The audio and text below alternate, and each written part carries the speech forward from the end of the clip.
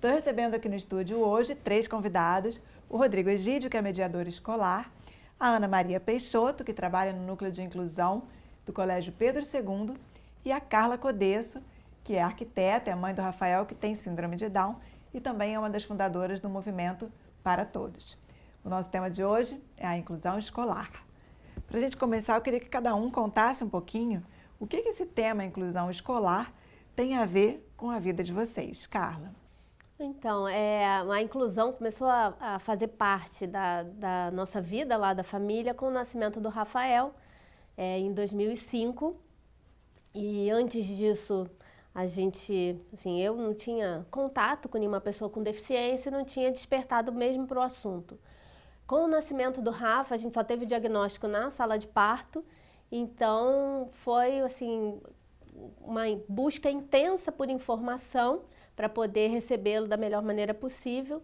E então, assim que ele nasceu, eu comecei a fazer parte de um grupo de pais, né, na época, o RJ Down, e aí comecei a fazer contato com várias famílias, outras famílias também, com filhos com Down.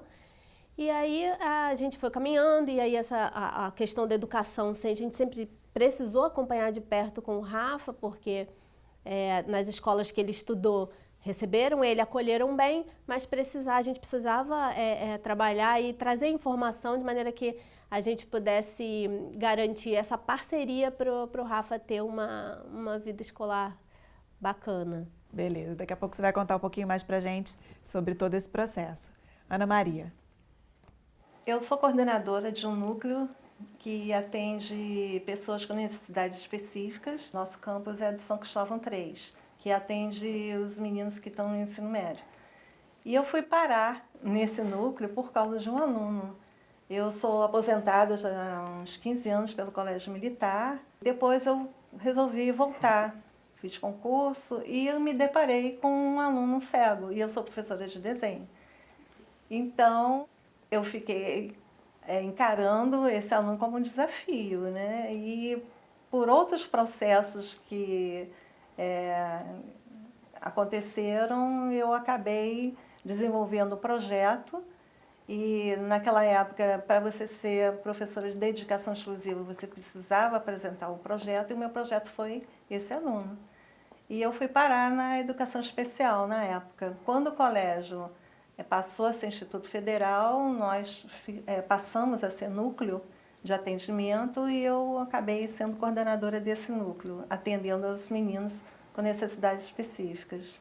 E você, Rodrigo, sua formação é de psicólogo. Isso, psicólogo. Como você se tornou um mediador escolar? Então, eu me formei novo, né? Entrei na faculdade com 17, então, recém-formado, sempre buscando um caminho antes de começar a atuar enquanto psicólogo. E aí, através da supervisão clínica, chegou até a minha necessidade, que uma escola estava pedindo do mediador, né? E aí me indicaram, entrei na escola, assim, um universo super desconhecido para mim, não conhecia muito sobre a inclusão, sobre mediação. E aí comecei a mediar um menino do espectro, né, autista, e fui desenvolvendo, acabei me apaixonando pela questão da mediação. Hoje eu medio em 2 escolas e é o meu ambiente, né? Eu gosto de mediar, o desafio da mediação, o desafio de estar ali em contato com aluno de inclusão, é um desafio diário, né? Todo dia a gente tem que estar aprendendo, é um desafio tanto da escola, quanto do mediador, quanto da família, quanto da equipe, é muita gente envolvida, né, em prol do desenvolvimento da criança, do adolescente. Minha principal dedicação é a mediação escolar. Então conta pra gente, qual é o papel de um mediador escolar?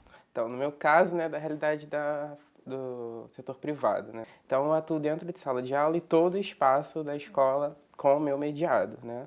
Então, eu vou vendo a necessidade dele dentro de sala de aula, seja de adaptação de material, seja de atenção, seja o quanto ele consegue assimilar daquele conteúdo que tem sido passado para que entre dentro da realidade e faça sentido para ele, né? Acho que o papel principal de mediador escolar é esse, é fazer com que aquilo que todos ali estão participando, aprendendo, absorvendo, faça com que aquilo faça sentido para aquele ser mediado, independente da dificuldade que ele tenha, do diagnóstico que ele venha dentro da escola, é fazer com que ele se contextualize dentro da realidade, idade e ambiente ali dentro de sala de aula.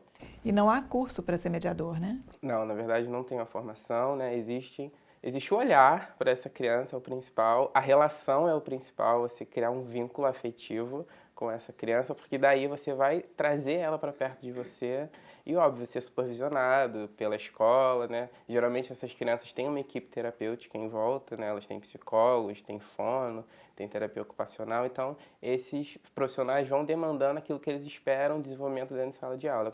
Legal. Lá no Pedro II também tem essa função do mediador? Sim, e no caso do ensino médio, vai mais além ainda. O trabalho do mediador tem que ficar o tempo todo em contato com os professores de diversas áreas. No ensino médio, a gente tem professor de física, matemática, etc, etc. E o mediador, em sala de aula, ele precisa trabalhar junto com o professor para que ele possa facilitar o acesso do conhecimento daquela área para aquele aluno que tem necessidades específicas. Então, não é que ele tenha que saber de todas as matérias, mas ele precisa trabalhar o tempo todo, não só na parte da educação específica, né, o atendimento educacional especializado, mas também com as especificidades de cada área do conhecimento. E isso demanda também uma postura, um olhar diferente do próprio professor.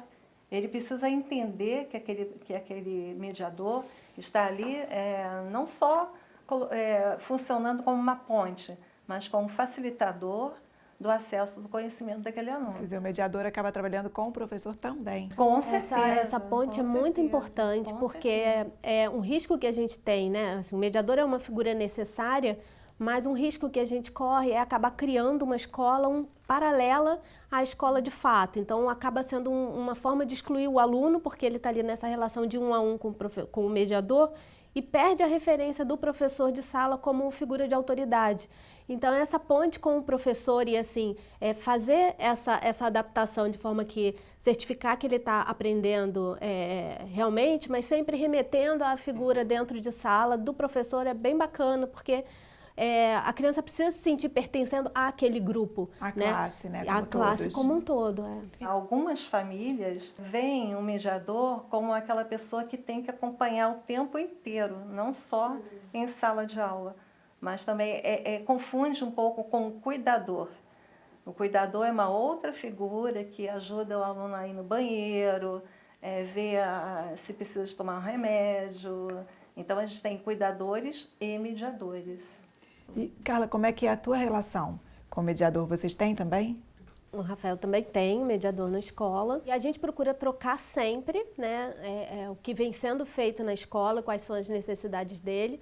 E para justamente a gente ver aonde que o mediador pode se afastar um pouco e ele já tem condição de ter autonomia ali, em que momento na escola, que atividade sendo desenvolvida. E aí é bacana também o desenho de o mediador funcionar meio que como um professor assistente na turma. Então, assim, nessa hora de copiar, que já sabe que vai precisar, vai me pedir minha ajuda ou vai exagerar na dependência, essa figura, tô ajudando o outro aluno aqui, tô vendo esse grupo. Então, de forma que não vire, o mediador não vire uma bengala, acaba gerando essa dependência e a criança vai perdendo a autoconfiança. E como é que é a relação dessas crianças com deficiência com as outras crianças na turma? Eu acho que você tem que desenvolver a autonomia dessa criança, desse adolescente. Você não tem que ser visto como alguém sempre colado na figura dessa criança, desse adolescente, até porque aquele espaço é dela. Um momento de educação física, um momento de recreio, é o momento daquela criança estar interagindo com outras crianças, né? Então é o momento de você estar sempre incentivando, impulsionando que aquelas crianças venham. Eu acho que é enriquecedor para todo mundo, né? As crianças aprendem a lidar com o diferente. Como é a experiência lá no Pedro II e com alunos do ensino médio, que já tem um outro perfil? Como é que é a relação deles com alunos com deficiência? Pela nossa experiência, a gente tem observado que no Colégio Pedro II ele já tem uma tradição de receber alunos com deficiências. Então, a maioria dos alunos já são do Pedro II desde pequenos. Então, já tem aquele hábito de conviver com alunos que têm necessidades específicas. Isso é um aspecto que a gente tem visto. E, de vez em quando, acontecem conflitos dentro da sala de aula e a gente tem que interferir. Do tipo, rola ciúme. Então, a gente tem que entrar em sala de aula para fazer uma espécie de mediação entre os colegas e os meninos que têm necessidades específicas. Essa mediação da relação, eu acho que não é só no ensino médio, eu acho que tem que acontecer desde a educação infantil, porque assim, a gente acha que a criança não tem preconceito, a criança está construindo ali a sua forma de olhar e ela identifica as diferenças sim, e ela é curiosa sim. Então, eu acho que a gente, às vezes, nisso de que achar que a criança não tem preconceito, a gente passa por cima de oportunidade de construir uma cultura de respeito às diferenças, de reconhecer que, sim, ele precisa desse apoio aqui agora, para ele estar na mesma condição que você para aprender. Mas isso precisa ser dito, porque assim, a gente vê muito na educação infantil, assim, né, em várias situações. Eu vou dar só um exemplo do meu filho com síndrome de Down, e que aí então falava um pouco mais enrolado, era mais lento e virava o bebê das meninas. Então as meninas despertava essa necessidade de cuidado das meninas, mas elas precisavam ouvir que, olha só, ele pode também, ele precisa tentar sozinho também, não precisa que vocês ajudem o tempo todo. Esse olhar de cuidado nas relações, de construção de uma relação de mais qualidade, eu acho que tem que acontecer ao longo da vida escolar. Rafael e Carla sentados lado a lado em frente ao computador. Ele digita RA. Eu sou Rafael, eu tenho 12 anos, eu faço dever direitinho, com capricho. Eu gosto da minha escola de trabalhar, ler as palavras, eu consigo escrever muito bem.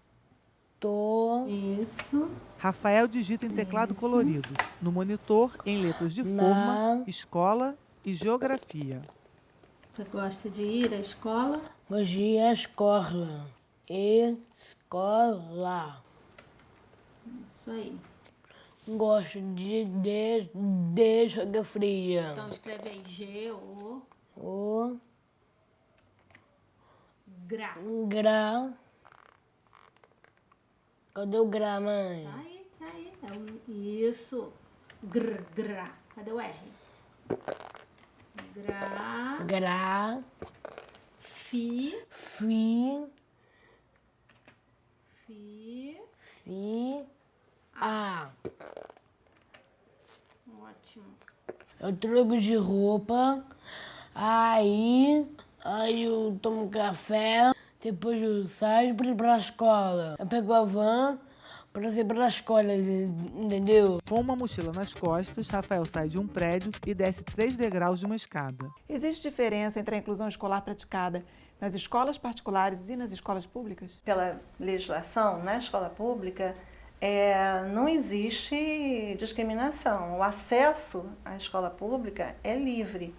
Inclusive, a própria Constituição, que é a nossa legislação maior e prioritária, ela prevê isso, a educação é para todos. Se o aluno foi sorteado, ele entrou, se ele participou do processo seletivo e entrou, ele tem todas as garantias como qualquer outro aluno. A escola é obrigada a suprir todas as necessidades que esse aluno tiver para poder ter acesso ao conhecimento. Não só acesso físico, acessibilidade física, mas do conhecimento também. Tecnologia assistiva também? Todo.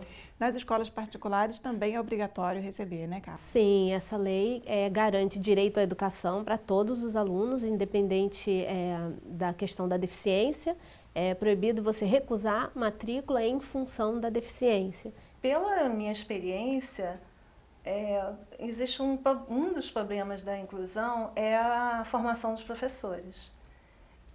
A gente nota que no início, quando os alunos começaram a entrar no ensino médio, existia um medo muito grande, uma rejeição muito grande. Eu sofri muita rejeição do nosso núcleo ser aceito como um núcleo que ajudaria não só os alunos, mas também os professores, todos os profissionais ligados à educação. Os professores se sentiam incapacitados, né, para receber. Sim, mas não conscientemente. O discurso, e eles não deixavam de ter razão, era: eu não fui preparado para isso.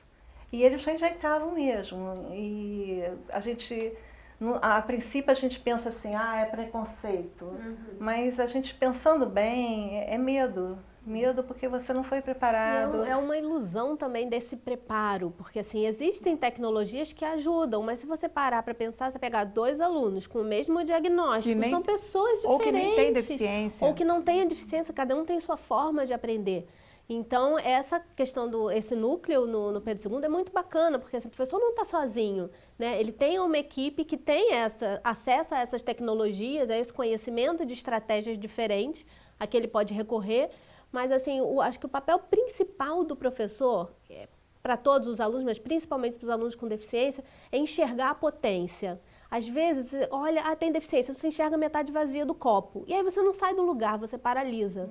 Então, você vendo, olha, aqui pode, aqui, olha que bacana, e enxergando os pequenos avanços, você pega essa questão das dificuldades, pensa em estratégias para você poder lidar com elas, e aí tem essa recompensa de você ver, poxa, olha só, isso aqui melhorou, ele caminhou aqui. Então, a gente tem que olhar para a potência, olhar para o que a criança está conquistando.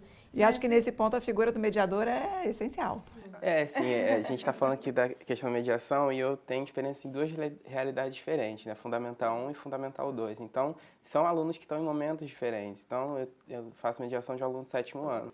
Então, ele está saindo da infância, entrando na adolescência, ainda se percebendo nessa confusão, como toda a turma está. Tem momentos que eles são super infantis, tem momentos que eles querem ser super adolescentes. Então, eles estão nessa transição. E depois, esse aluno, uma hora, ele vai sair desse ambiente escolar também. Ele não vai ficar para sempre na escola, né? E preparar esse aluno para a vida. Com relação aos professores, Rodrigo, você também sinaliza a eles essas potências que a Carla mencionou? Na escola que eu trabalho, a equipe está sempre perto do professor, pontuando aonde ele pode tocar para ampliar o olhar desse aluno, aonde está a maior dificuldade, aonde ele vai encontrar limites, até nessa relação, porque às vezes o próprio aluno cria dificuldade com o professor por causa da disciplina, né? Porque ele não entende aquilo. Às vezes não tem nada a ver com a deficiência. Não tem nada a ver. Não, como qualquer outro aluno. Exatamente. E aí ele cria uma barreira com esse professor. Tem professores que infantilizam muito esse aluno, porque não sabe como chegar, então olha com um olhar muito infantil, e aí ele também cria uma resistência, porque está colocando ele num lugar onde ele não quer estar. Então, acho que é a relação 1 a 1 que tem que se construindo, e é fundamental a presença da família, né? As famílias têm que estar juntas, eu tenho contato diário com as famílias, dando feedback do que aconteceu naquele dia, até porque a gente não pode permitir que a família entre num lugar de fantasia, né? Da gente faz uma atividade para o aluno para mostrar para os pais, que ele hoje fez isso. Não. A gente vai mostrar o que de fato ele conseguiu. A ideia não é esconder a deficiência nem as limitações, né? Mas adaptar o espaço para que aquela criança se desenvolva, né? O importante, no caso principalmente nos casos de deficiência intelectual, né?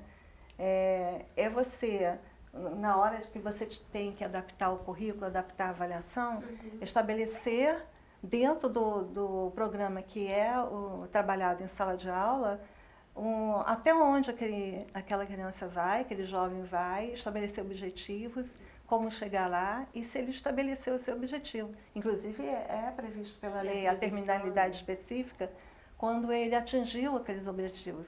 Então, o importante não é a questão da quantidade de coisas que ele vai adquirir, e sim a qualidade e se ele foi se desenvolvendo, se ele foi passando etapas. Esse tipo de sistematização é muito importante, porque e principalmente checar e voltar, porque para você estabelecer o objetivo aqui, a criança não chegou, eu recuo, mas eu tenho que ver também quando ela chegou e puxar mais para frente. Tem que ser uma atenção constante. Constante.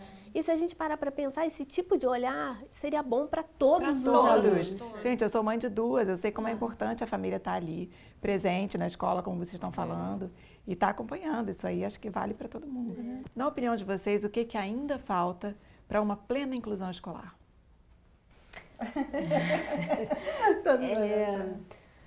Bom, eu acho que a gente já tem o que a gente precisa para fazer um bom trabalho. A gente pode melhorar sempre, mas eu não gosto de pensar no que falta, porque senão a gente sempre fica achando, eu preciso me preparar, ainda não estou pronto, e as crianças estão aí, elas precisam agora que a coisa aconteça. Então, assim, o que pode ainda melhorar o que a gente já tem, mas que os cursos de formação de professores tenham matérias específicas ensinando tecnologia assistiva, essa questão, né, de estratégias mesmo pedagógicas, de você trabalhar um plano de aula, não um plano de aula único para uma turma de 50 alunos e pensar que nessa diversidade, então ter de repente 3 níveis, um mais simples, um médio E aí você vai trabalhando dentro da turma, divide em grupos, uma coisa que acomode a diversidade que faz parte da natureza humana. Eu acho que, como eu tenho acompanhado esse processo durante muitos anos, acho que a gente avançou bastante de uns anos para cá. Eu diria de uns 10 anos para cá, a gente avançou muito. Não só pelo avanço das tecnologias, mas também em relação à legislação, aos encontros mundiais que houve lá fora, que o Brasil foi signatário. Nós avançamos muito. Eu acho que ainda falta aquela, como a gente já falou da formação, mas aquela sensação de que você não precisa trabalhar sozinho. Você tem que trabalhar junto com a área de saúde, com a família, com os funcionários, com a turma toda, com todos os professores. Que as escolas tenham, né, esses profissionais com conhecimento específico ligado à deficiência para, né, transitar na escola e dar apoio ao...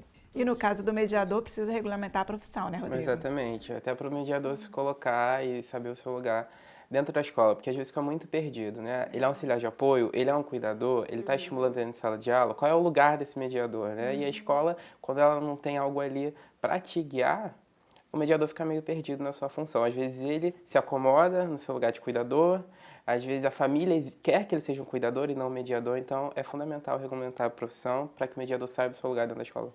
Carla, fala um pouquinho para a gente do seu trabalho no Movimento Para Todos.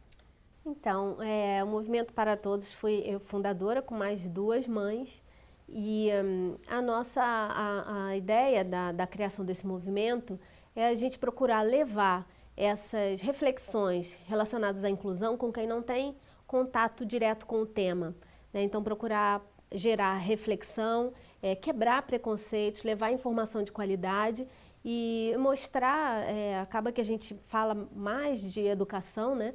Mostrar que a educação inclusiva ela não é interesse só das famílias que tem alguém com alguma questão.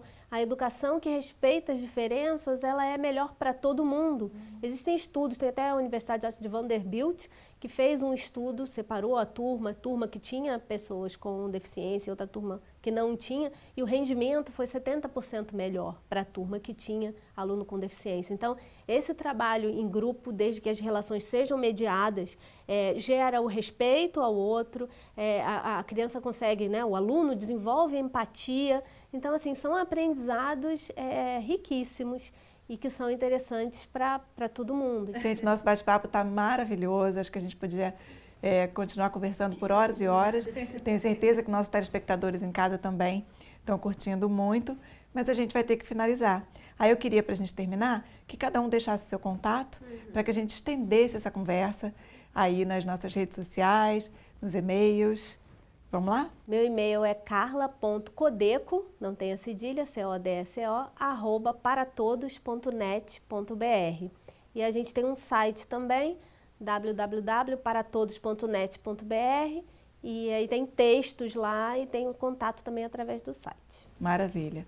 Você, Ana? Entrar em contato conosco através do e-mail edespecial, tudo junto, SC3, 3 algarismo normal, né? @gmail.com. E o nosso telefone 0 operadora 21 3891 0032. Beleza. Você, Rodrigo, quer deixar seu contato também? Eu tenho um e-book dividindo um pouco sobre a minha experiência enquanto mediador, dividindo um pouco do dia a dia, das estratégias. O nome dele é Escolas Pintadas de Azul. Ele está publicado na Amazon. E, além disso, eu tenho um núcleo, né, de desenvolvimento de habilidades sociais chamado Núcleo Artistando. Ele tem uma página no Facebook, então quem quiser saber mais sobre o nosso grupo, os nossos encontros, é só acessar o Facebook, tá tudo lá. Núcleo Artistando? Artistando. Só letra pra gente. ARTISTANDO. Artistando. Muito legal, gente. Tenho certeza que essa experiência que vocês compartilharam aqui vai servir para muita gente que está assistindo a gente como uma experiência positiva, mostrando que a inclusão escolar é possível, sim, e é maravilhosa. Pessoal, muito obrigada pela presença de vocês aqui hoje. Nosso site, programaespecial.com.br. Lá você vai encontrar todas as informações sobre o programa e como você pode e deve participar. Um grande beijo, te espero aqui de novo na semana que vem. Tchau, tchau.